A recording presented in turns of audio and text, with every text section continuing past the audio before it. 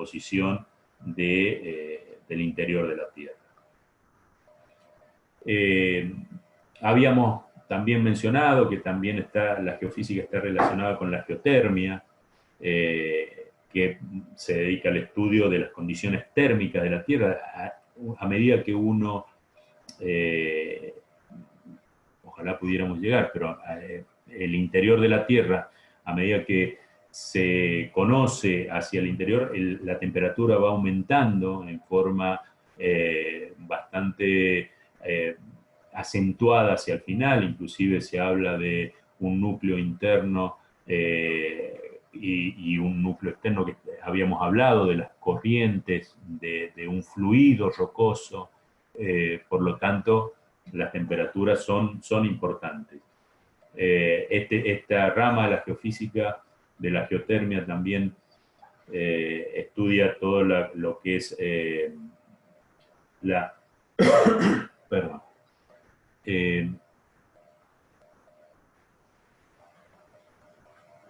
El gradiente, básicamente, igual que los otros métodos, se ocupa de las anomalías o de las variaciones de su estado normal.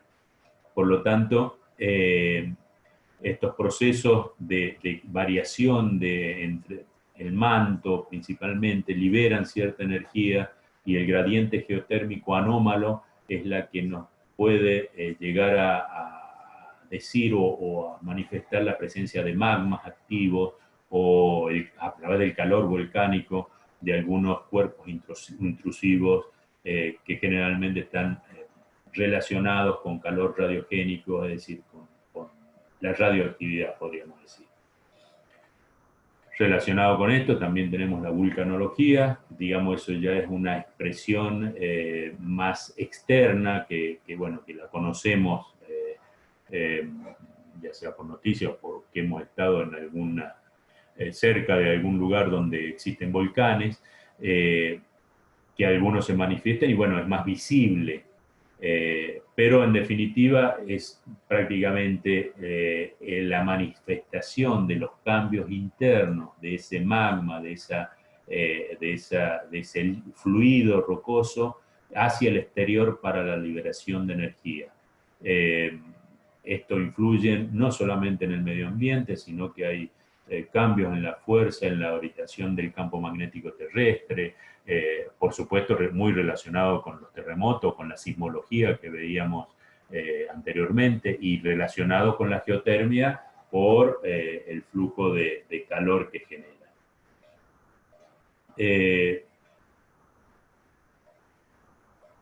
Y dentro, creo que es uno de los últimos puntos de la parte de la geofísica pura o de la geofísica de investigación.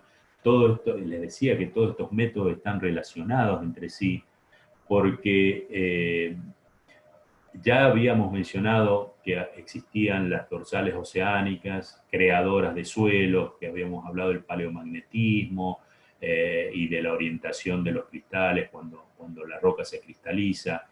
Que también ustedes ya conocen y manejan bastante bien lo que es la tectónica de placas, donde cada continente, habíamos hablado ya, bueno, Leandro en realidad habló de todo lo que era tectónica de placas, sus movimientos, la subducción, como la que ocurre acá en la zona del Océano Pacífico, con la placa de Nazca y todo esto. Bueno, toda esta parte de la geodinámica interna se estudia a través de la tectonofísica o la geodinámica interna de la Tierra, que tiene que ver con la geofísica y con mediciones que se realizan por parte de los que nos dedicamos a esta ciencia, para estudiar y poder ir conociendo de a poco cómo se comporta el interior de la Tierra y las manifestaciones que podemos capturar, por decirlo de cierta forma, nosotros en la superficie en forma directa a través de la medición instrumental. Pasando ya un poco a lo que es la geofísica aplicada, superficial, tenemos muchos métodos que habíamos, si ustedes recuerdan, en la geofísica aplicada habían varios métodos que se utilizan en forma local o en forma, digamos, para estudios más, más reducidos, ¿no? A nivel global. Y uno de los métodos más antiguos son los métodos eléctricos.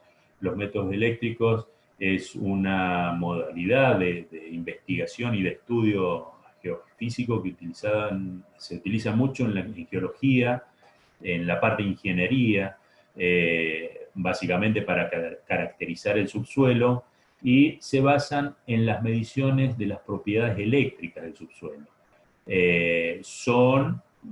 Solamente hay un par de métodos naturales, del cual yo solamente coloqué uno, el más común que se utiliza, que es el potencial espontáneo, donde se utiliza digamos, algo natural sin inyectar corriente ni nada por el estilo al subsuelo. Hay corrientes continuas del potencial espontáneo o corrientes alternas que se denominan corrientes telúricas, y basado en esto hay varios métodos que algunos de ellos vamos a mencionar más adelante. Y con métodos geoeléctricos, nosotros le denominamos geoeléctricos porque están todos orientados al estudio del interior de la Tierra. Hay métodos artificiales para determinar resistividades, para determinar, en definitiva, propiedades, cómo se comporta el suelo al paso de la corriente. En estos métodos artificiales, que hay a su vez también varios métodos.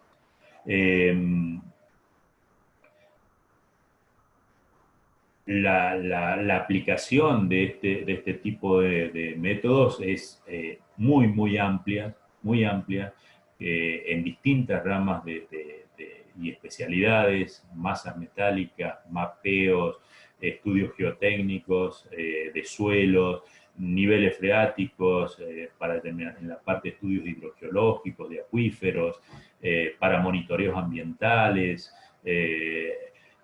túneles. Bueno, la variedad realmente es muy grande, y como están relacionados, digamos, por los principios de funcionamiento, coloqué reuní dos métodos que en realidad, digamos, en el campo son métodos que se manejan por separado, los eléctricos de los electromagnéticos, pero los dos están relacionados con las propiedades eléctricas la propiedad física eléctrica del subsuelo.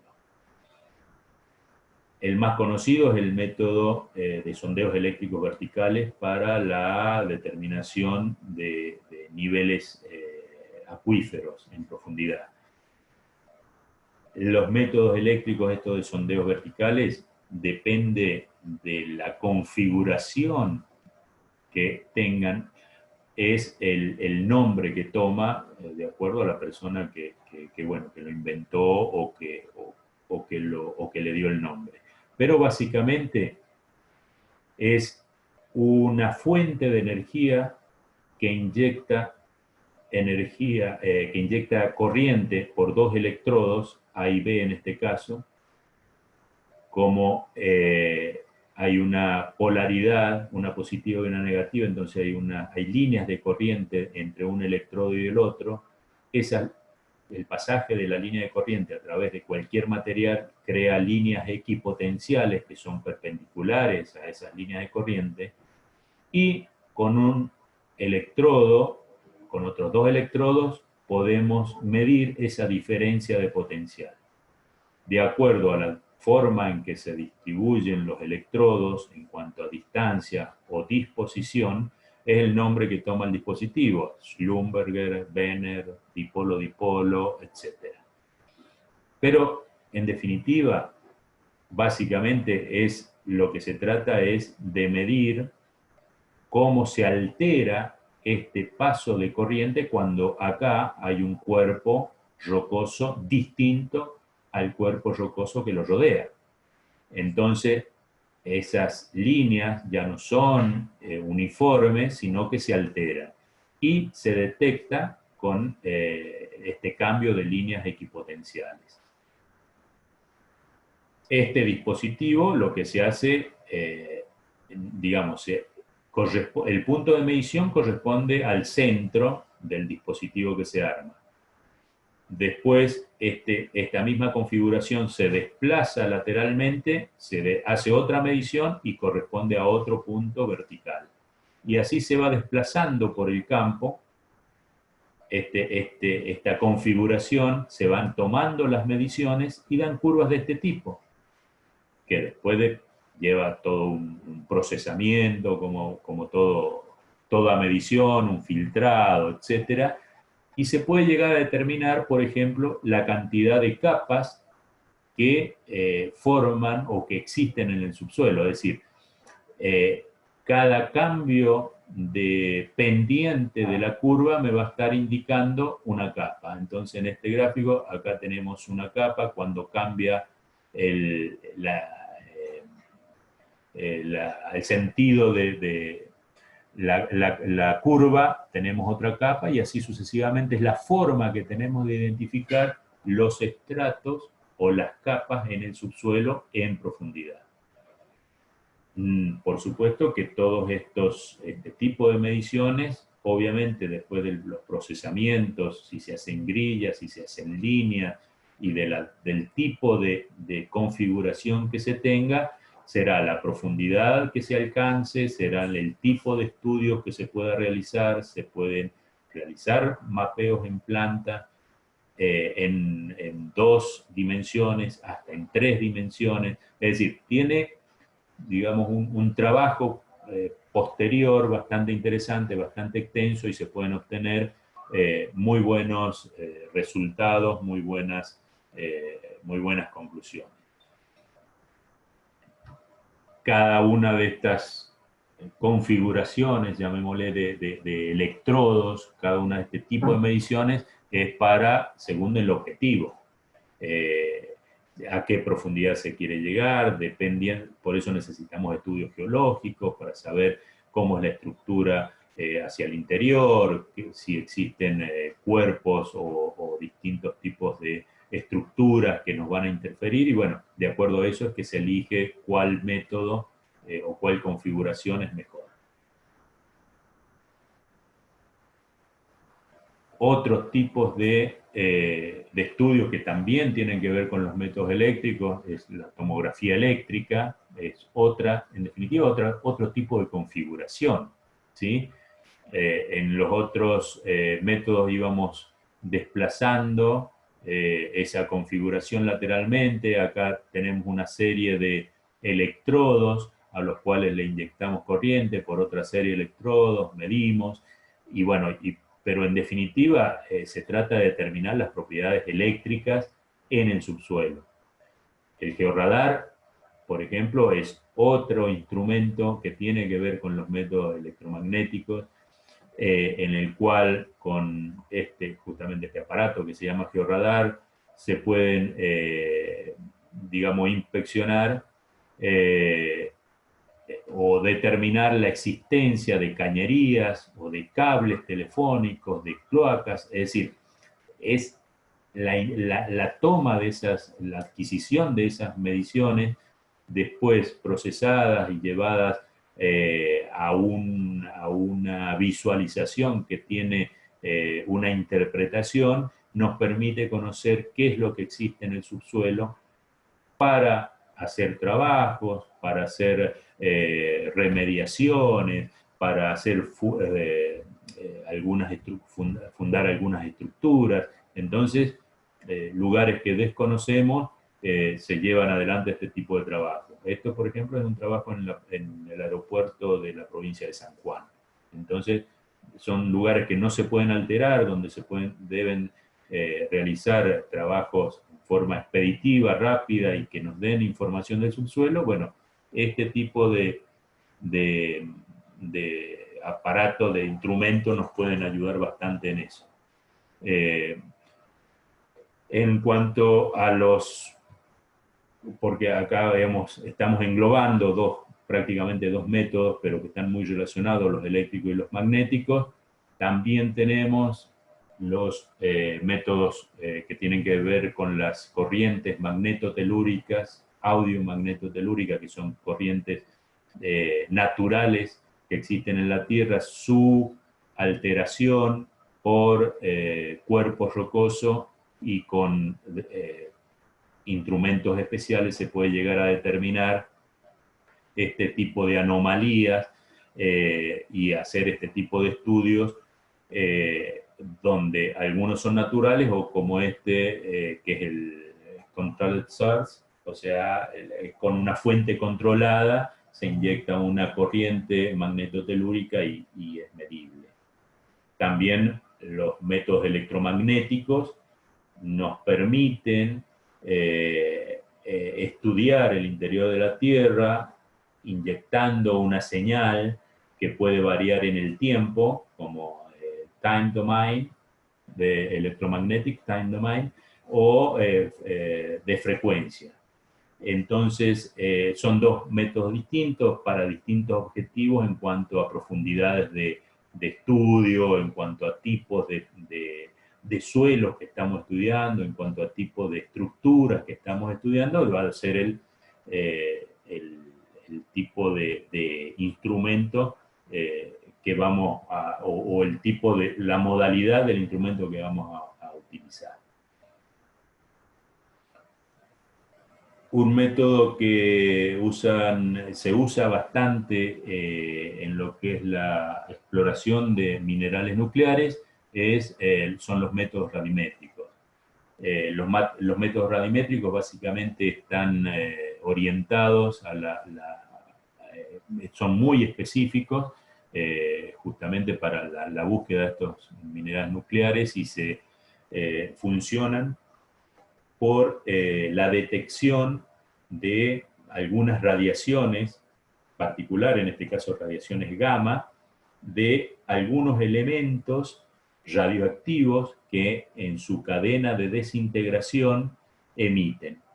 Es decir, en la corteza terrestre básicamente los minerales radioactivos son el uranio, torio y potasio 40, y cada uno de estos tiene una cadena de desintegración en el tiempo. Porque es un radioisótopo, un elemento inestable.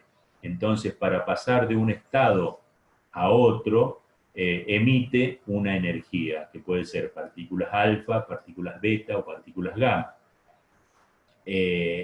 Hasta llegar a un punto de estabilidad que es normalmente el plomo. En este caso el uranio 238, después de determinada cantidad de tiempo, llega a plomo 206, que algunas desintegraciones duran segundos y otras duran miles de años. Pero en cada paso de cada uno de estos radioisótopos se emite un haz de energía. Bueno, hay equipamientos como estos detectores de rayos gamma que nos permiten detectar radiación del bismuto 214 o del radio o de alguna de las otras cadenas, de alguna de las otras energías que se emiten en la desintegración. Y en un mapa de anomalías aéreas, es decir, esto obviamente también tiene su aplicación aérea para cubrir grandes áreas. En un mapa de anomalías aéreas uno puede hacer un grillado con estos aparatos en forma terrestre, tomando mediciones, grabando después de un proceso de filtrado y procesamiento, se pueden llegar a detectar o a determinar mapas en planta ya con mayor detalle. Y esto orienta a la exploración, ¿sí? Estos métodos también, obviamente, se pueden obtener este tipo de mediciones con instrumentos para cubrir mayores áreas. El CEGEMAR tiene cartas de anomalías aéreas, de tanto de radimetría, de magnetometría y de gravimetría, que lo habíamos visto anteriormente.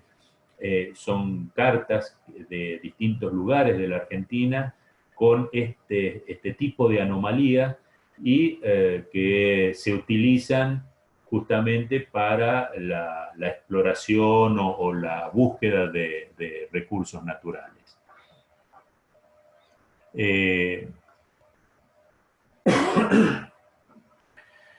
Si ustedes recuerdan, cuando hablamos de la parte de sismología, que hablábamos de las ondas P, de las ondas S, producidas en forma natural por los movimientos sísmicos, por los terremotos más específicamente, habíamos hablado un poco de lo que era la transmisión de ondas y el tipo de ondas que existían, que se generaban a partir de un terremoto en forma natural.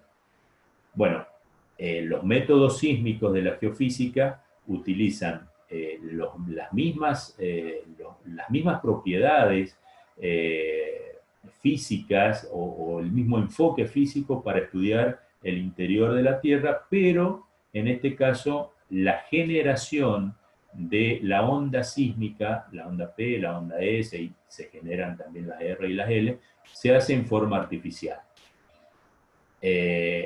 ¿Y qué es lo que se trata de estudiar en este caso? Está asociado con los módulos de elasticidad, que son los que permiten la propagación de las ondas en el interior de la Tierra. Los valores mayores, o de más alta velocidad, se corresponden con los lugares donde hay material suelto de grava, las mayores con los materiales compactos y las menores velocidades con los materiales sueltos. Entonces, lo que se intenta con este método sísmico es utilizar esa propagación de las ondas sísmicas generadas por una fuente artificial que se reflejan en los distintos horizontes que tiene la Tierra en su interior, vuelven a la superficie y son detectados por instrumentos en la superficie. Ustedes saben que existen dos fenómenos en la transmisión de las ondas en general. En este caso las ondas sísmicas. Una es la reflexión y otra es la refracción. Bueno, en este caso se desprenden dos métodos geofísicos, justamente uno de reflexión y otro de refracción, que tienen objetivos distintos y que tienen profundidad de estudio también bastante diferente. Se utiliza mucho en la industria petrolera, en la ingeniería civil, en la geotecnia,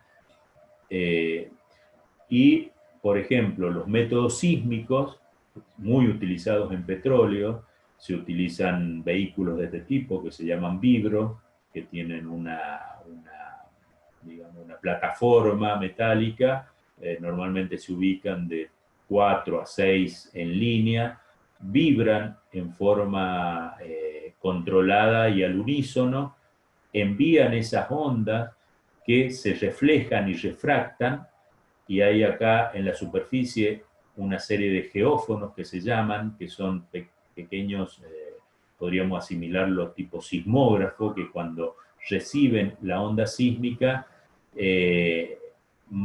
envían una señal eléctrica al equipo de recepción, y luego todas esas lleva un procesamiento bastante importante, pero se pueden obtener secciones transversales o perfiles que nos dan una idea de la forma y que se encuentra la estructura en el interior de la Tierra. Este método de reflexión tiene gran profundidad de penetración, por eso es que se utiliza principalmente en la industria petrolera.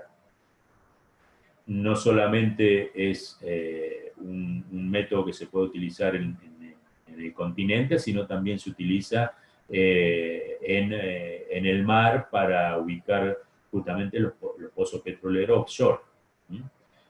Hay distintas metodologías, distintas, digamos, configuraciones, podríamos llamarle, pero en definitiva todas están basadas en el mismo fenómeno, es decir, emitir una onda y estudiar a la llegada qué cosas interfirieron con la velocidad de esa onda sísmica.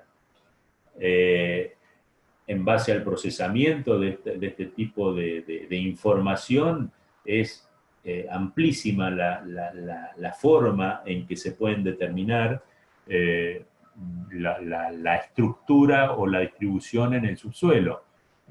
Estos gráficos que están acá son de una zona de acá de Argentina, además ustedes pueden ver acá Vaca Muerta, donde se hace una sísmica de superficie, o sea, en superficie se producen esa onda sísmica que se hacen en trazados lineales y se puede formar, después de un procesamiento, los perfiles en cada una de las líneas donde se hizo esa sísmica en la superficie y se pueden obtener cómo está formado el interior de la Tierra, y en función de este tipo de estudios es que se pueden detectar o determinar trampas con la existencia de petróleo, gas, hidrocarburos en general. O sea que, digamos, es una técnica bastante usada en la industria petrolera y diría que una de las más importantes. Habíamos, al principio de este método sísmico, habíamos hablado que existía la parte de reflexión y de refracción.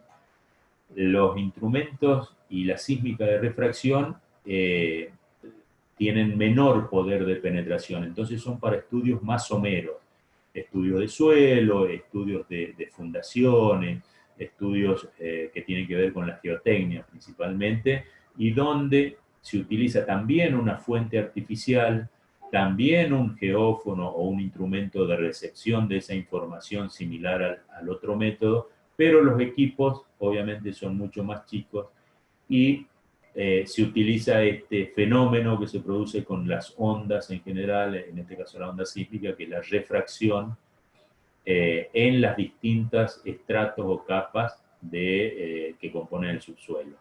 Y con esto se obtiene lo que se denomina una dromocrona, que son curvas que se determina, inclusive se puede determinar en el campo, y nos da cada quiebre, nos da idea de cuántas capas existen en profundidad.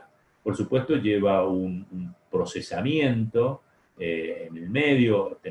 Esto sería lo que equivaldría a un sismograma en lo que es la sismicidad global, pero tenemos la llegada de los primeros arribos, de las ondas P, después llegan ondas S y el resto de las ondas que van reflejándose y refractándose en los distintos horizontes. Este tipo de estudio es bastante, digamos, amplio, tiene una aplicación bastante amplia, justamente porque, digamos, no es un método muy caro para las prestaciones que tiene. Y ahora ya, digamos, habíamos hablado de geofísica pura, por un lado, externa con lo que era gravimetría, método gravimétrico, magnetométrico, la interna, hablamos de sismología, hablamos de magnetometría también, de sondeos eléctricos verticales, y por otro lado teníamos la geofísica aplicada, y una de las ramas de la geofísica aplicada es el perfilaje de sondeo o el perfilaje de pozo.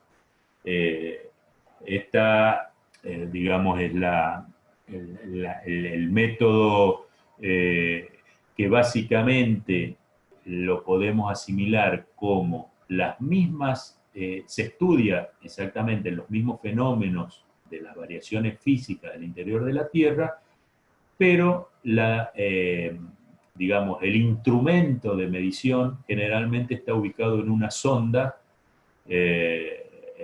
cilíndrica que se introduce por una perforación, por un pozo, y se desplaza por dentro del pozo y se van obteniendo datos. Esos datos se representan de esta forma, que parece un electrocardiograma del interior de la Tierra, pero en realidad son distintas sondas, distintos instrumentos que nos dan idea de distintos fenómenos o distintos parámetros que podemos medir dentro de la Tierra. El perfilaje de pozo se puede hacer a perfilaje a pozo abierto, que se llama, que es sin tuberías, o perfilaje a pozo entubado, que donde tiene tuberías, las que se conocen normalmente, a lo mejor las que más conocen son las de tracción de agua, tienen distintos diámetros y generalmente son metálicas.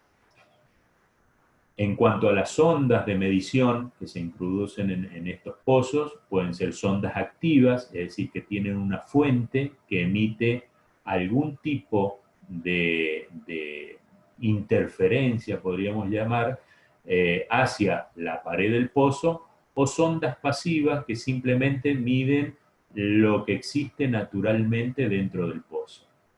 A su vez hay esto que denominamos perfilaje o registro de perfilaje. Hay registros que son cualitativos simplemente y otros que son cuantitativos. Podemos obtener valores realmente de cosas o fenómenos o cuantificar determinados parámetros que existen a medida que corremos una sonda por dentro de un pozo. A su vez, los registros geofísicos que se obtienen pueden ser para usados en correlación, es decir, se debe utilizar más de un registro geofísico para poder interpretar algo, o pueden ser individuales, que con un registro geofísico ya tenga una idea de qué es lo que está pasando en el interior.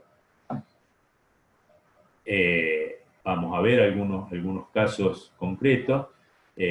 Donde ustedes se van a, esta gama y combinaciones de unos tipos de perfilaje con otros tipos de sonda, y si son cualitativos o cuantitativos, van a poder, creo que, visualizarlo un poco mejor.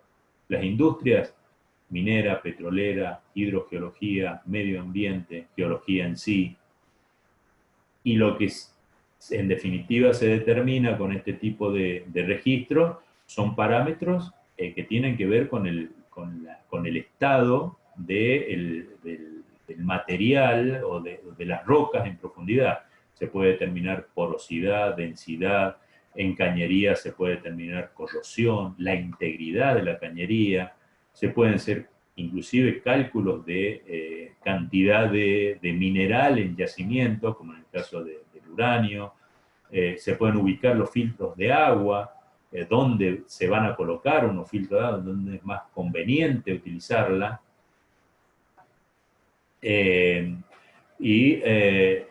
Con las correcciones de cada uno. El perfilaje de sondeos, básicamente, como les decía, es una sonda por dentro de un pozo, un registrador y la cantidad de forma o de distintos fenómenos que podemos llegar a determinar es bastante importante. Se aplican en hidrocarburos para determinar que tienen esta forma los registros de perfilajes, y se pueden determinar densidades de la roca que está rodeando ese pozo, para lo cual se utilizan este tipo de herramientas denominadas Densilog, que tienen una fuente radioactiva inclusive dentro de la sonda, que emite una radiación, un detector, y cómo se interfiere esa radiación es lo que, cómo varía el registro. Un registro sónico, los registros sónicos son bastante utilizados en la industria petrolera para poder visualizar el estado de las cañerías. Si ustedes ven acá al costado que hay una variación en este registro, o sea, este es el registro, pero la interpretación da acá como una zona difusa, o acá, bueno, eso nos está indicando un estado de la cañería, un estado que no es el normal es este. esta cañería en esta parte no está del todo bien. O como en este caso, un registro normal dentro de una cañería y una cañería picada o corroída. Está, digamos, es lo que se interpreta de este tipo de mediciones. Por supuesto, se pueden hacer correlaciones con otras mediciones. Por ejemplo, esta es la determinación sísmica de un perfil sísmico de pozo, de la sísmica de reflexión que habíamos hablado anteriormente. Bueno, se puede asociar los horizontes sísmicos con los horizontes de los registros geofísicos de pozo, por ejemplo. O se puede hacer correlación entre pozos para determinar la estructura interna de las distintas capas o estratos que tiene la Tierra. Esto es muy utilizado en la industria de hidrocarburos, desde que se perfora un pozo para estudiar qué porosidad tiene, qué recuperación va a tener, la densidad, la porosidad y todo eso, bueno, se hace a través de este tipo de mediciones con sondas en el interior de los pozos. Los dispositivos eléctricos son muy parecidos a los que habíamos visto en superficie, con mediciones de parámetros naturales, con parámetros inducidos en forma artificial, dentro de los cuales hay distintos métodos. Hay métodos eléctricos, hay métodos inductivos, la medición de potencial espontáneo, es decir, esta sonda no tiene ninguna fuente, solo detecta los cambios iónicos entre dos capas, por ejemplo, arena y arcilla. En el contacto hay un intercambio iónico que crea hay una superficie, un campo equipotencial que es detectable cuando la sonda pasa por el pozo. O en los métodos eléctricos, que de acuerdo al material que encuentra, es como la curva se digamos, deflecta hacia uno u otro costado. Todos estos métodos en la práctica lo que se hace es, lleva todo un procesamiento posterior, pero a su vez una interpretación de un especialista en el tema que bueno, lleva su tiempo. En minería, por ejemplo, se utiliza el gamma ray o radiación gamma, donde la herramienta al pasar por el pozo, por un nivel mineralizado, tiene una deflexión que después se puede interpretar cuantitativamente. Entonces, en este caso es un perfilaje de un pozo donde el valor de esta curva es cuantificable. Entonces se puede determinar a qué profundidad está, qué espesor tiene, qué cantidad de mineral tiene y en función de eso, de una serie de pozos, se puede sacar una vista lateral o una sección transversal. Sirve para geología. Estos son perfilajes que se correlacionan, es decir, que con uno solo no es suficiente para poder interpretar la litología que aparece, arenas, arcillas, etcétera, sino que se necesitan 2 o 3 tipos de mediciones distintas y la combinación de esas mediciones es lo que nos va a dar el tipo de litología del que estamos hablando. Por ejemplo, una curva de una resistividad cuando se deflecta hacia la izquierda significa que tenemos arcilla, si es a la derecha significa que es arena. Esto en el contexto ideal, pero un perfilaje real es esto. Entonces, acá se necesita la intervención del intérprete para poder determinar dónde irían los filtros para una perforación en hidrogeología. Estos son perfilajes de los más simples que hay, he podido rescatar, y bueno, los filtros van en esta zona. ¿Y por qué? Y porque me deflecta a la derecha, por lo tanto tengo material grueso, esto está a la izquierda, que es el SP, por lo tanto tengo buena porosidad, el filtro va en esta zona, acá o acá, en esta zona no.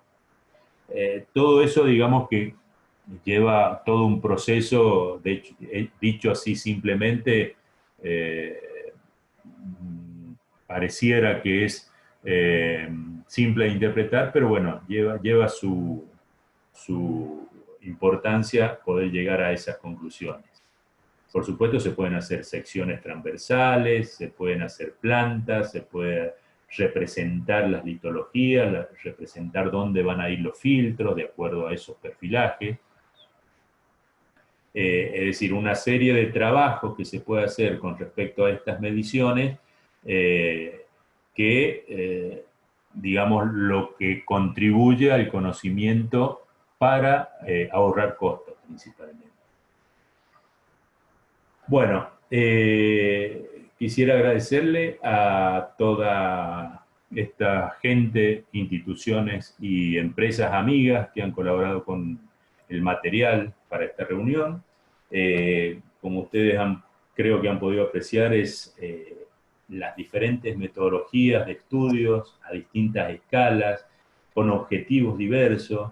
Digamos, realmente bastante amplia, y prácticamente cada uno de los temas que hemos tocado o que hemos visto es una especialidad en sí misma.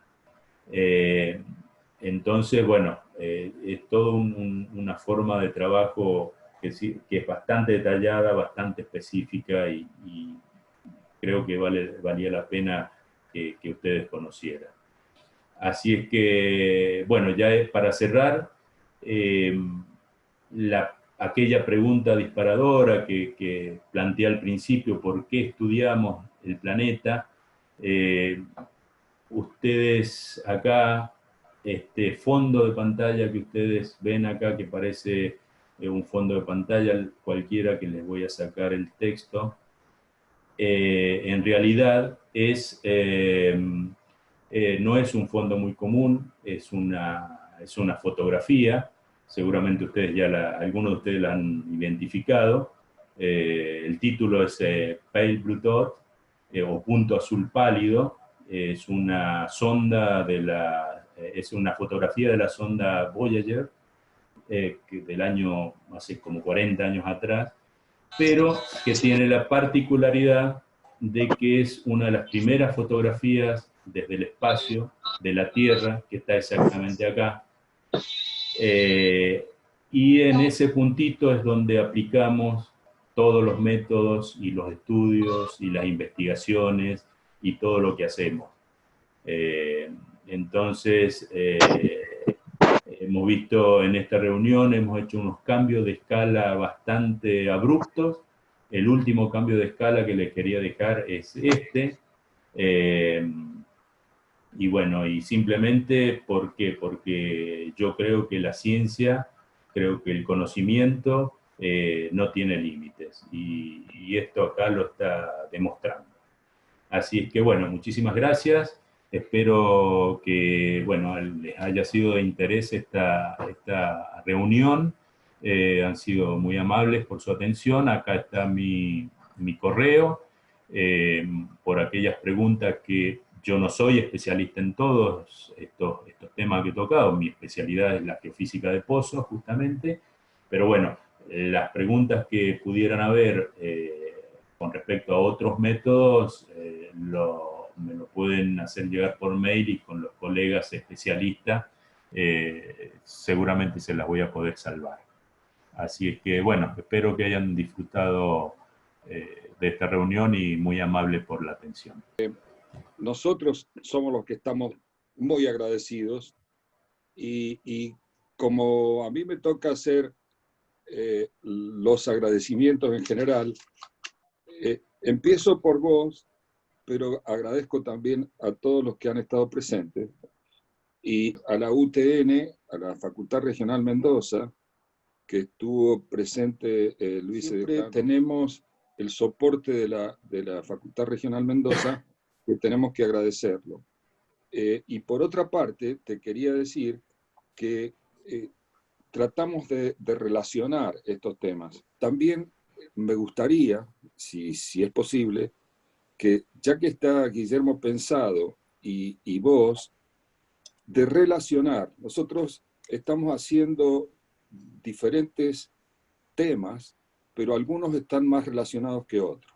Por ejemplo, hemos tenido a Guillermo Pensado en una exposición sobre el uranio, a Paula Tognoli sobre el litio, pero el caso tuyo y el caso de Alejandro Caballero me parece que se relacionan bastante más, y eso también con Leandro Echevarría. Entonces, a veces, para mejorar nuestro estudio, es lindo encontrar relaciones, porque si bien son temas separados, veo que tienen una gran relación entre ellos. Entonces, me gustaría saber si en una charla con vos y con Guillermo pueden decirnos lo que encuentran de puntos comunes entre tu charla y la de ellos. Bueno, gracias Raúl por incluirnos. Dani, hablaste un montonazo y te agradecemos. Sí, Te no me di voy a cuenta, tomar un poco. discúlpenme. No, no, Discúlpenme. estuvo perfecto, hermosa Me la entusiasmé charla un y hay poco. muchos agradecimientos y felicitaciones en el chat y algunas A preguntas ver. para hacer después que vamos a pasar. Y como decía Daniel, la geología y la geofísica están muy relacionados, extremadamente relacionados. Y la geofísica es para los geólogos la gran herramienta que nos ayuda a interpretar lo que no podemos ver, llevándolo a la vida diaria. La geofísica se usa en un ecógrafo cuando queremos ver que nació, cómo viene el hijo, cómo viene naciendo, si su desarrollo, y cada vez se aprende más cosas a partir de eso. En la geofísica nos ayuda a la geología, es una herramienta indirecta que se va perfeccionando año tras año, sobre todo con el desarrollo tecnológico y científico, en poder ver cosas o interpretar cosas que no son alcanzables desde la superficie. O, por ejemplo, cómo descubrir, veíamos en estas charlas hace 3 semanas o 4 semanas, Alejandro Caballero hablaba sobre la teledetección y cómo empezábamos a elegir zonas para empezar a explorar, sea petróleo, sea minería, lo que sea. Después hay que achicar la escala, y en esa escala, pero todavía no estamos viendo mucho, entra la geofísica a jugar muchísimo. Y nos ayuda a nosotros, como herramientas indirectas, ir acercándonos a algo que puede ser potencialmente un depósito mineral o no, y es lo que hay que probar. Son herramientas, y como lo usamos nosotros, y como dijo Daniel, se usa para todo tipo de cosas, para determinar cómo viene un gasoducto en un terreno, cuando se enterró un gasoducto hace ya muchos años, se puede usar la geofísica también, para hidrogeología, para saber los niveles de los acuíferos, si los acuíferos están contaminados o no están contaminados, y hay muchas herramientas, y sobre todo el mensaje por ahí me gustaría decir es que cuando nosotros en la geología o en la geofísica hablamos sobre la ciencia aplicada, es esto. Nosotros nos basamos para llegar a nuestras conclusiones apoyados en la ciencia. La geofísica, la teledetección, la mineralogía, la geoquímica, hay muchas ciencias que van dando ayuda, y hoy es un excelente ejemplo de cómo la geofísica y la geología en realidad van de la mano. Los geólogos y los geofísicos, mi entender, deben trabajar de la mano. O sea, uno con el otro. Ellos tienen una visión que nosotros no tenemos los geólogos, de interpretación, y nosotros lo vamos orientando a qué podría ser y cómo ajustarlo. Y es así como se trabaja con la geofísica, con la geoquímica y con otras herramientas. Dani, ahí te di una respuesta. Sí, sí, yo creo, gracias. Sí, yo creo de que cuando hablamos de ciencias y de la interrelación de la ciencia, yo creo que tenemos que aunar esfuerzos en lo que nos hace bien, llamémosle así.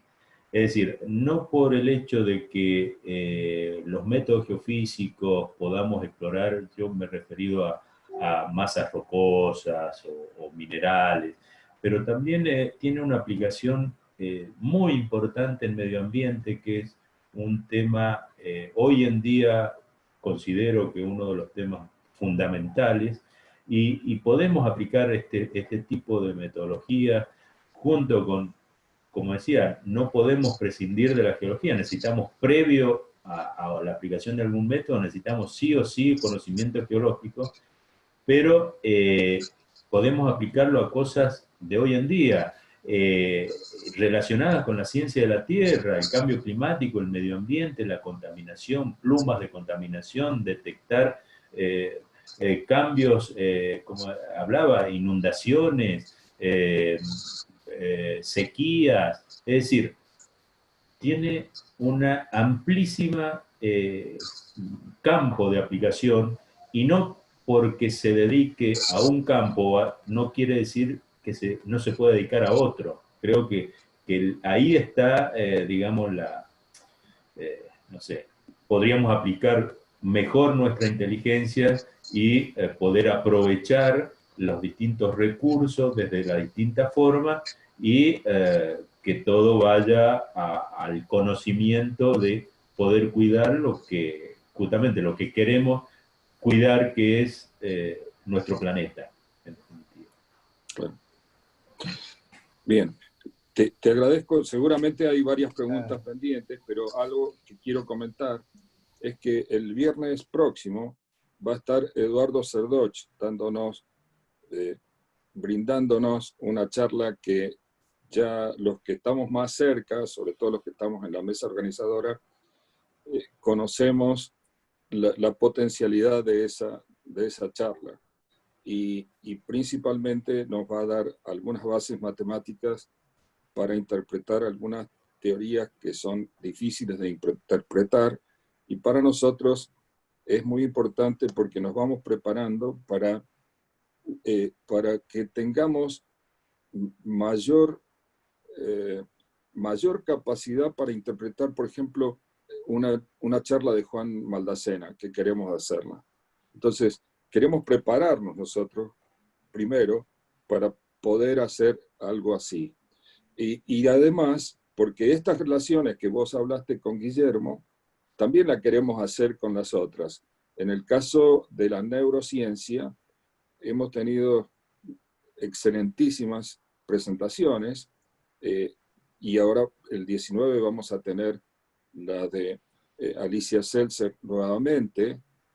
También Adolfo Annunziata, seguidamente o 2 semanas después de Alicia, va a estar hablando también de la neurociencia con los efectos en la educación, y entonces vamos a tratar de ir uniendo los temas para que esas relaciones entre lo que nosotros hablamos y escuchamos nos enriquezcan más. Por eso vuelvo a repetir el agradecimiento, porque verdaderamente la forma que nos has dado tu charla, Daniel, ha sido excelente, ha sido muy sencillo para entender, y bueno, verdaderamente nos enriquece a todos. Gracias nuevamente. Gracias. Dejo abierto para las preguntas que quieran hacer los demás. Sí, nos quedan 10 minutos. 10 eso minutos iba a avisar. y hay preguntas que hace rato que quieren hacer. Por ejemplo, José Perdigues, creo que fue el primero por chat. José Perdigues me parece que es alvearense. No sé si está escuchando José. Adelante, José Perdigues. Muy bien, José. Sí, buenas noches. Sí, soy de Alvear. Bueno, quería agradecer tanto a ustedes, a los organizadores, como al señor ahí que dio la charla. Muy, muy linda charla. Yo hace muchos años trabajé en sismografía en una empresa petrolera y bueno, ahí estaba muy atento a lo que él contaba y describía cómo se hacía el trabajo. Y con respecto a lo que usted comentó de los satélites dobles, yo estoy en un grupo que hacemos observaciones del cielo, bueno, llevamos un registro de todos los satélites que pasan sobre la Argentina y bueno, justamente ahí comenté que los Terras y los Tandem X, el satélite Paz, y hay 2 satélites más que están haciendo ese registro que es espectacular. Y es más, gracias a la tecnología que están juntando los alemanes con la NASA, los satélites estos han logrado algo que nunca se había logrado y que cuando terminen el proyecto de escaneo de la Tierra van a ser impresionantes las imágenes que se van a tomar. Y como dice usted, es bueno que se junten distintas áreas para un beneficio para todos, para la humanidad, de mejorar este planeta, que el hombre por ahí deje de hacer el daño que está haciendo y encuentre mejores soluciones. Yo mi pregunta puntual era la siguiente, que tal vez falte mucho, pero si algún día el hombre pudiera llegar al núcleo de la Tierra, ¿se podría aprovechar esa energía para un buen beneficio de generar energía para todo el planeta? Complicadísima la respuesta. Complicadísima la respuesta. Estamos hablando de 5.000 grados, ¿no? Claro. Sí. Es más fácil ir a la luna, como vimos la semana pasada. Claro, claro. Sí, yo creo que hay formas mucho más prácticas de obtener energía y en una forma menos peligrosa. Yo creería que no. O sea, íntimamente creo que no. No, si bien en este momento se puede aprovechar la energía geotérmica, de hecho hay digamos, instalaciones que la aprovechan y todo eso, pero es una mínima parte de la energía en el interior de la Tierra. Es como también poder decir, se puede aprovechar la energía, la gran energía que tienen los terremotos o que tienen, y bueno, es dificilísimo. Yo creo que no sé en el futuro, en un futuro muy lejano, si eso se puede llegar a realizar. Me parecería que no. Creo que se deben buscar otras alternativas, digamos, que rindan sus frutos un poco más a más corto plazo. Quiero Pero, hacer Y una me parece que más pequeña directo, salvedad. perdón Raúl, me parece que más directo sería poder intentar aprovechar con el tiempo la energía eléctrica de las tormentas. Eso me parece que está más cercano y creo que sería más eficiente. Quiero hacer una pequeña salvedad a José, ya que es alvearense y toda la gente de Alvear son buenas personas. Y es que nosotros no nos tratamos de usted, ni tampoco nos nombramos por el título. Somos amigos de la ciencia y por lo tanto podemos tener diferencias en las juventudes acumuladas, pero todos nos tratamos de vos y nos tratamos por el nombre. Es decir, que todos los títulos obtenidos acá entre amigos no significa ninguna diferencia. Te aclaro eso, José, para que te sientas ya parte del Ateneo, ¿no? Muchísimas gracias. Es una costumbre que yo tengo de dirigirme siempre. Sí. Así que siempre me lo remarcan, pero bueno, ya en algún momento me voy a sentir con más confianza de tratarlos de vos a todos ustedes. Bueno, tomate coraje, José. Acá tengo una pregunta, que es una pregunta-respuesta de Alfredo Pérez Rafaeli, que como tiene problemas de audio, la voy a leer. En primer lugar, te deja saludos, Daniel, Alfredo Pérez Rafaeli. Gracias.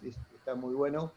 Él ha tenido experiencia en la industria petrolera y ha vivido en carne propia la dupla geofísico-geólogo, la que él remarca que costó mucho tiempo en ensamblarse bien, porque lo que destaca, y me parece que la intención de del mensaje, es que hay que priorizar la multidisciplinaridad de los trabajos y de despojarse de que esta es mía, esta es tuya, porque de esa manera no creo que construyamos nada más que una torre de Babel. En cambio, con la buena actitud de ponerse de la mano, como lo manifestó Guillermo, es la mejor manera. Eso es lo que dice Alfredo Pérez Rafaeli, que bueno, le dije que sí, que lo iba a reproducir.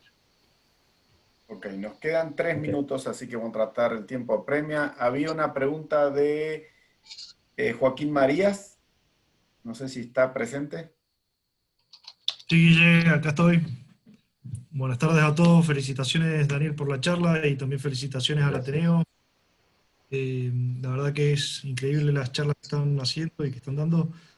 Daniel, un poco la pregunta mía iba por el lado de lo que recién te preguntaron, de cómo se está aprovechando la geotermia en Argentina, pero bueno, comentaste ahí un poquito, eso no es lo que te voy a preguntar, lo que sí les recomiendo es que tengan en cuenta el tema de la geotermia para próximas charlas, porque es un tema muy interesante que también nos atañe a nosotros que estamos en el oeste argentino.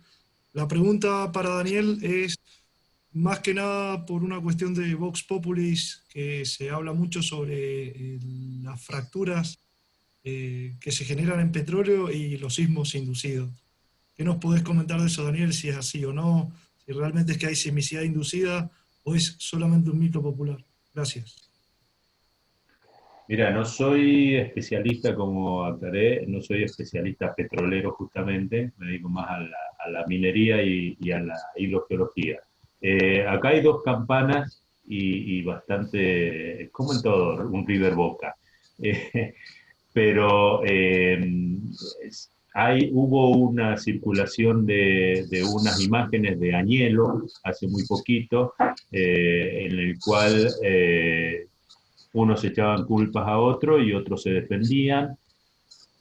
Si existe o no, no, como te digo, no soy especialista, lo puedo consultar, te tengo de contacto, te lo puedo tratar de sacarte adelante, digamos, de dilucidar esa duda. Yo particularmente no estoy en condiciones de responderte fehacientemente con la verdad a esa pregunta, pero se puede averiguar. ¿Puedo agregar para Joaquín?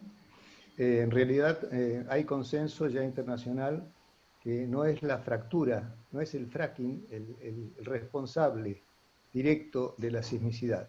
Lo que ocurre en cualquier explotación petrolera, ya sea convencional o no convencional, que es el descargo de las aguas de residuales, las aguas de purga, que se reinyectan a profundidad para devolverlas al lugar de origen con doble propósito. Primero, para no dejarlas en el medio ambiente contaminando, y segundo, para represurizar los yacimientos.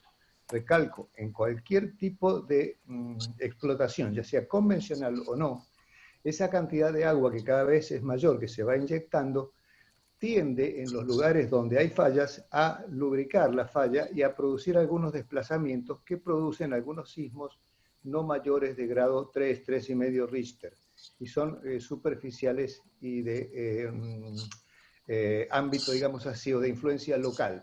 No son importantes, pero de cualquier manera la precaución es monitorear sísmicamente en forma permanente las zonas de falla para regular y controlar esa inyección de agua, que es la verdadera responsable, no la fractura. Eso es lo que quiero remarcar.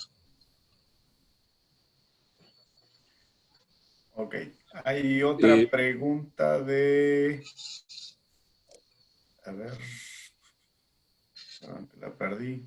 Fabián Carrión. No sé si está presente. Sí. ¿Fabián? Sí, lo vi. Sí, Fabián está. No te escucho, Fabián. Ah, no tenés micrófono.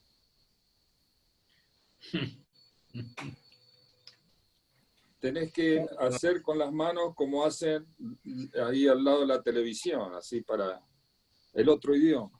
Una de las preguntas, la está acá escrita, se la voy a hacer a Daniel directamente.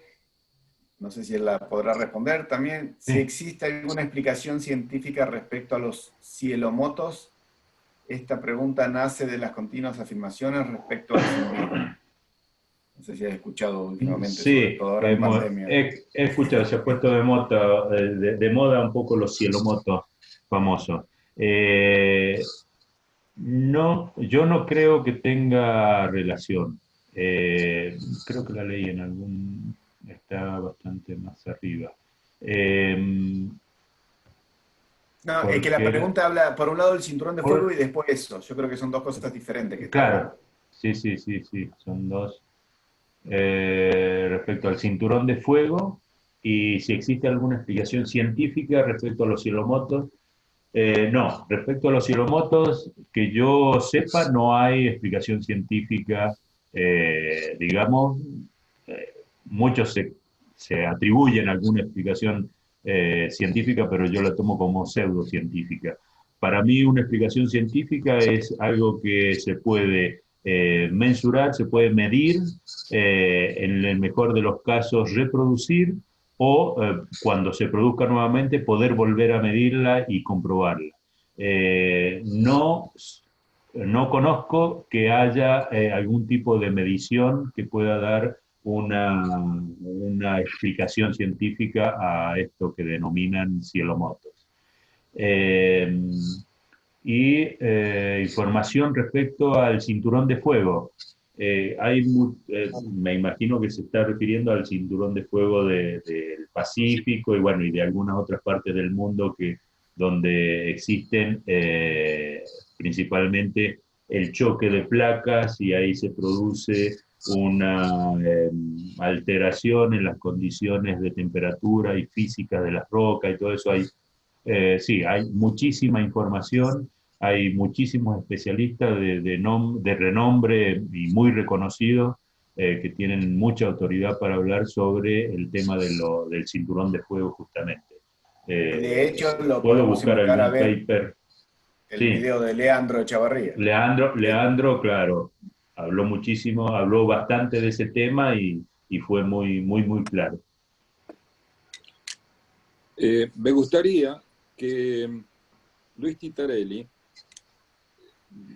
prenda su micrófono y su video, porque con Luis iniciamos este Ateneo en el 2014 y ahora estamos viendo con él y con el grupo de la mesa organizadora, que lo integramos 8 personas, el tema de las relaciones que hay entre los disertantes. Es decir, las relaciones se refieren a los temas que tocan.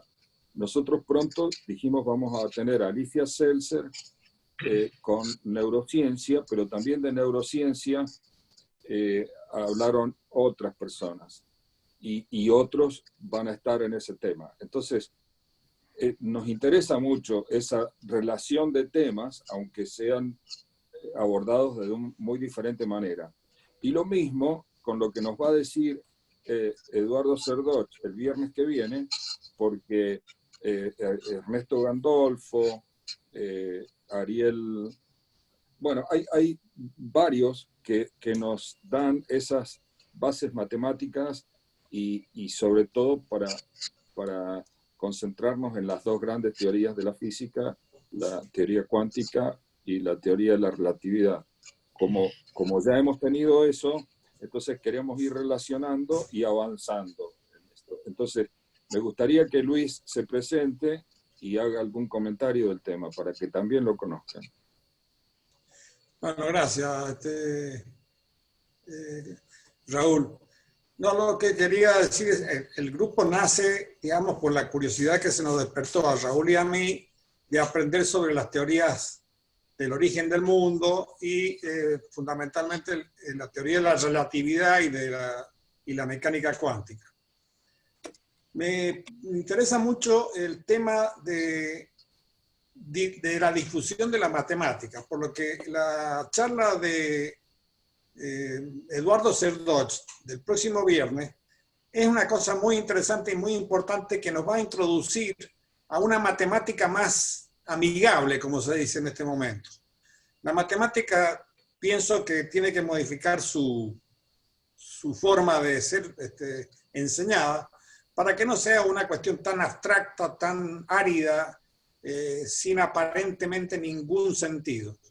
Entonces, y sobre todo para sacar algunas, ¿cómo podría llamar? Algunos mitos sobre lo que es la teoría cuántica. La teoría cuántica explica fenómenos que se llevan a cabo a nivel microscópico, o sea, a nivel atómico. Pero de ahí a lo que es la macroscopia, o sea, la sustancia macroscópica, que es la que nosotros vemos a simple vista, hay una diferencia muy grande. Entonces, es importante que conozcamos algo más de la teoría de la mecánica cuántica. Ahí va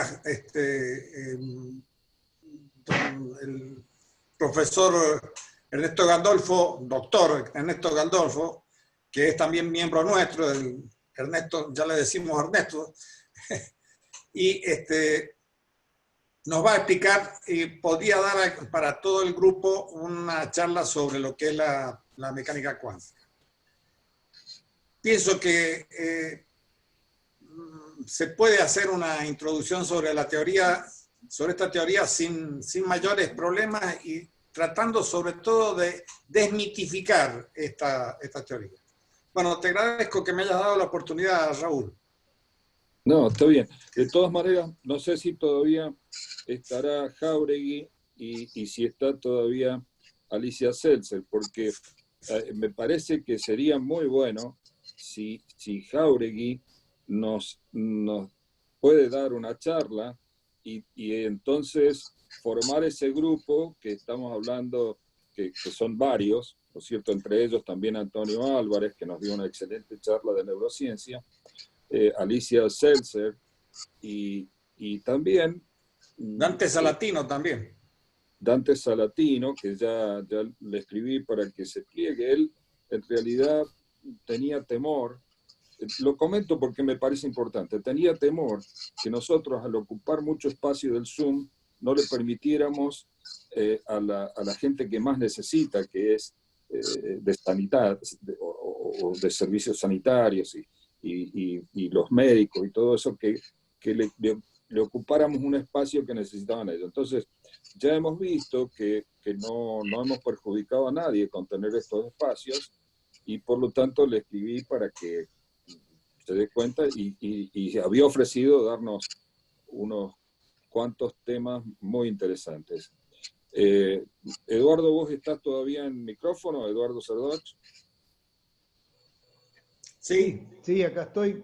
Sí. Bueno, también probablemente la charla que tuvimos desde Granada podamos ir sumándolos. Entonces, ya estamos vislumbrando como grandes grupos, digamos, los matemáticos y las teorías, las teorías importantes de la física, y la neurociencia como otro gran grupo, de por lo menos 5 personas que estamos mencionando, la parte ambiental, que hemos tenido varios, y bueno, y ahora estamos viendo esto que se relaciona mucho con lo que nos ha brindado Daniel Guzmán, con todo lo que vimos de placas tectónicas, con lo que nos ha brindado Guillermo Pensado. O sea que vamos haciendo como ciertos grupos que se relacionan y que eso nos enriquece verdaderamente.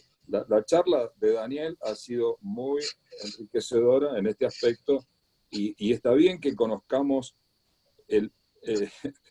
fuera de nuestra atmósfera, porque están los astrónomos nuestros, que también es un grupo muy interesante y siempre nos han enseñado, pero para el centro de la Tierra no conocíamos tanto, casi. Te diría que más hacia la Luna y Marte que hacia el centro de la Tierra, como creo que dijo Guillermo Pensado. Así que bueno, el agradecimiento para todos. No sé si hay alguna pregunta más, Guillermo. ¿Hay alguien más? Luis Titarelli quiere agregar. Sí. No, quería hacer una salvedad, que tengamos en cuenta que este grupo es Amigos de la Ciencia y que tratamos temas científicos, o sea, con base científica. No, ¿cómo podría decir? La pretensión que tuvo origen, o sea, la pretensión origen de este grupo fue aprender, pero aprender en base a la ciencia. Así que eso es lo que tenemos que tener presente en todos los ejes, digamos, o los grupos que se formen, como vos decís, por grupos científicos. Quería hacer esa aclaración nada más. Raúl. Bueno, que Washington Jauregui quiere contestar, levantar el guante que le tiraste. Sí, adelante, Washington. No. Sí. Primero quiero saber si me escuchan porque Sí. tuve problema de conexión. Mire, Sí. les hago comentarios así a un nivel muy franco y de amigos. A mí lo que más me gusta de este grupo y de otros grupos por el estilo es el intercambio entre ciencias tan disímiles. Erasmo de Rotterdam era famoso por ser un hombre más sabio. Era muy sabio porque en esa época se sabía muy poco. En realidad cualquier estudiante secundario ahora sabe más que Erasmo y más que Da Vinci. O sea, la especialización y subespecialización y microespecialización es lo que permite profundizar, nos va aislando unos de otros. Entonces surge un desafío que el canales intelectuales y para poder conectar unos con otros. Es un desafío, imagina lo que me costó a mí seguirlo al conferencista recién, y lo que me va a costar escuchar hablar de espacios de Hilbert y de la ecuación de Rödinger, que lo primero que voy a preguntar es cómo se pronuncia Rödinger. Pero bueno, yo después me voy a vengar, porque le voy a hablar de la neurona, y le voy a hablar de cómo se conduce el impulso nervioso, y entonces ahí ustedes van a sufrir como yo sufrí ahora. Pero bueno, ahí está lo lindo, justamente ahí está lo lindo. Yo con todo gusto, realmente creo que hay un tema fabuloso, ¿no? Y que es esta teoría de Roger Penrose sobre que lo que subjetivamente llamamos conciencia, objetivamente sean fenómenos cuánticos a nivel de algunas estructuras anatómicas de la neurona que tienen tamaño de unos cuantos angstrom, o sea, un terreno donde pueden producirse fenómenos cuánticos. Yo he tratado de leer un poco. No son lecturas para hacer desde un ángulo solamente. Porque claro, cuando me habla de los microtúbulos, los entiendo mejor que Roger Penrose, pero inmediatamente salta a fenómenos cuánticos, a conceptos cuánticos, en los cuales no los puedo seguir. Son temas para estudiar y leer en conjunto. O sea, una especie de mente combinada que encuentre el modo de ir cada uno aportando desde su sector en un lenguaje donde todos tengan un área compartida, pero a la vez existan subsectores donde uno de ellos será los que tiene que avanzar. Es un desafío hermoso. Yo lo que puedo aportar realmente es, y me parece muy lógico, empezar con la parte anatómica, o sea, el terreno de juego donde se juega esto, que es fisiología neurológica. La neurona, cómo funciona, qué es el estímulo nervioso, qué es lo que se sabe, qué es la enorme mayoría de lo que se ignora. Eso es la unidad. Pero después viene otro fenómeno que es la unidad. Hay millones de neuronas, hay tantas neuronas como estrellas en una galaxia. Y encima cada una de ellas está conectada con miles de otras neuronas, de manera que las interconexiones alcanzan números astronómicos. O sea, después viene el tema de la complejidad, no basta con entender una neurona, sino las nuevas funciones que surgen de la interacción entre neuronas. Bueno, no sé, yo creo que un buen modo de empezar, y por lo cual me ofrezco, si me dan un tiempito para prepararme, porque veo que la gente que está acá sabe mucho, entonces no es cuestión de decir cualquier pavada, puedo preparar algo sobre anatomía neuronal y fisiología neuronal. Eso sería mi aporte. Fantástico, mira. Yo creo que sí. Sí, y te tomamos la palabra, pero además te vamos a poner en un desafío importante, porque las brillantes exposiciones que hemos tenido nos han enseñado mucho. Y ahora se comentaba que en el futuro el ser humano va a poder captar el pensamiento de los otros. Es decir, que de alguna manera la teoría cuántica está relacionada al pensamiento que nosotros generamos y que va por ondas o de alguna manera se capta en el otro. O sea que el campo puede ser inmenso y el grupo es chiquito para encarar tantas cosas, pero tenemos gente que nos ayuda y nos hace avanzar en ese conocimiento y es muy, muy, muy bueno, muy enriquecedor. Así que desde ya te tomamos la palabra. Y si me dejan, para cerrar ambos temas, recién estábamos chateando con Perdigués, que explicaba lo de los cielos motos que se había explicado en la charla de la semana pasada. O sea, ajá, eso es como vamos aprendiendo. Cada especialista nos va enseñando y nosotros vamos empezando a crear una base de conocimiento que nos está aportando todas las semanas y que hoy día, gracias al YouTube, y yo como estoy coordinando acá lo veo, es impresionante cómo lo están tomando incluso chicos que estudian, nos están pidiendo permisos para tomar estos videos y usarlos como base de estudio. La charla de hoy de Daniel fue mi materia de geofísica en tercer año, cuarto año de geología. Realmente fue magistral. Bueno, estas charlas, todo lo que estamos viendo, los comentarios que tenemos en YouTube de gente que se está conectando y mirando, creo que es un poco cumpliendo el objetivo de este Ateneo, ¿no? Además de para nosotros, ahora lo podemos hacer para los otros y eso la verdad que es un orgullo. Creo que nos olvidamos algo, Raúl. Sí, te olvidaste de decir una cosa y otra, y también hay dos olvidos. Una, que somos todos muy simpáticos. Y la otra es que no le hemos dado un aplauso como solemos hacer. Eso iba a decir. Tradición, Daniel, el aplauso virtual con distanciamiento social, pero con cariño. Bueno. Muchas gracias. Estamos pasados de tiempo, creo que ya tendríamos que dejar, porque el compromiso fue dejar hasta las 7:30. Así que bueno, Raúl, si querés agregar algo, yo le agradezco a Daniel Guzmán. Bueno, no voy a agregar más de lo que ya se ha dicho, porque creo que sería volver a decir lo mismo. Muy brillante, muy interesante, muy amplia, muchos temas para abarcar, y lo hiciste de una manera excelente.